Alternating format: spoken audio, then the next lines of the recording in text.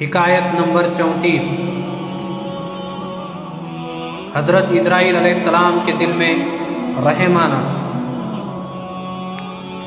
ایک دفعہ اللہ عز و جل نے حضرت اسرائیل علیہ السلام سے پوچھا کہ تجھے کسی کی جان قبض کرتے وقت کبھی رحم بھی آیا؟ حضرت اسرائیل علیہ السلام نے عرض کیا کہ الہی، میرا ہر ایک کی روح قبض کرتے وقت دل دکھتا ہے، مگر تیرے حکم کی سرتابی کی مجال کہاں ہے؟ ہاں، ایک واقعہ ایسا گزرا ہے جس کا دکھ میں ابھی تک نہیں بھولا۔ وہ غم ایسا ہے جو تنہائی میں بھی میرے ساتھ رہتا ہے۔ ایک جہاز سمندر میں سفر کر رہا تھا، وہ تیرے حکم سے ایک بھنور میں پھنس گیا۔ اس طرح تھوڑی دیر بعد وہ جہاز تباہ و برباد ہو گیا۔ جہاز میں سوار کئی مرد و زن غرق ہو گئے۔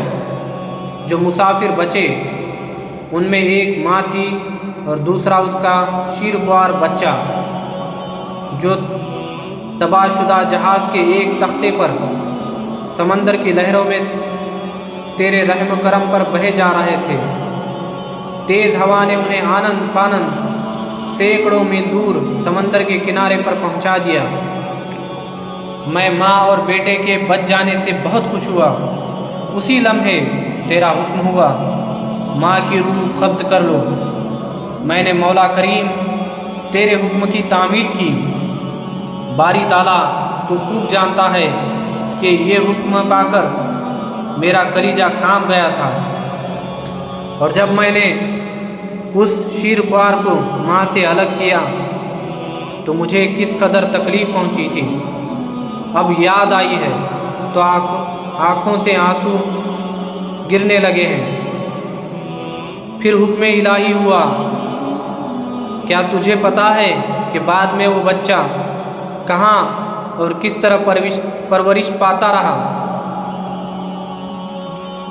حضرت اسرائیل علیہ السلام نے عرض کیا، اللہ تعالیٰ عالم الغیب ہے، ظاہر اور باطن اسی پر آیا ہے۔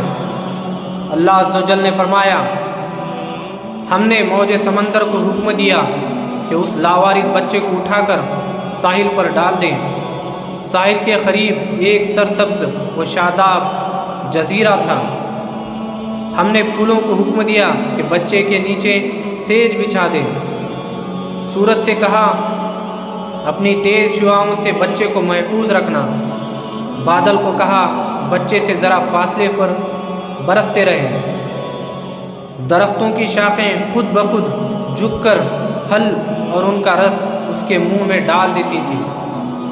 جزیرے میں ایک شیرنی کی ہم نے ڈیوٹی لگا دی، وہ روزانہ اسے دودھ پلاتی، اور شیرنی کے خوف سے کوئی جانور بچے کے پاس نہیں آ سکتا تھا۔ اس جزیرے میں ہم نے خوشنو اور حسین پرندے بھیجے جو ہر وقت چہچہاتے تاکہ بچے کا دل پریشان نہ ہو۔ ہوا کو حکم دیا کہ اس پر سے آہستہ آہستہ گزرے تاکہ اس کو کوئی تکلیف نہ ہو۔ اے اسرائیل، وہ تنہا اور بظاہر بے یار و مددگار بچہ پرورش پا کر خوب صحت مند اور بہادر ہو گیا۔ ہم نے اس کے پاؤں میں کبھی کانٹا بھی نہ چبھنے دیا۔ دنیا جہان کی نعمتیں اسے عطا کی۔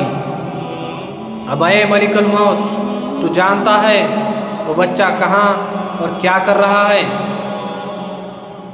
ایک بادشاہ شکار کھیلتے ہوئے ادھر آ نکلا۔ وہ خوبصورت صحت مند بچے کو دیکھ کر بہت خوش ہوا، اسے اٹھا کر اپنے محل میں لے گیا۔ ان کے یہاں کوئی اولاد نہیں تھی، انہوں نے اسے اپنا بیٹا بنا لیا۔ بادشاہ کے مرنے کے بعد وہ اکیلا تاج و تخت کا مالک بن گیا۔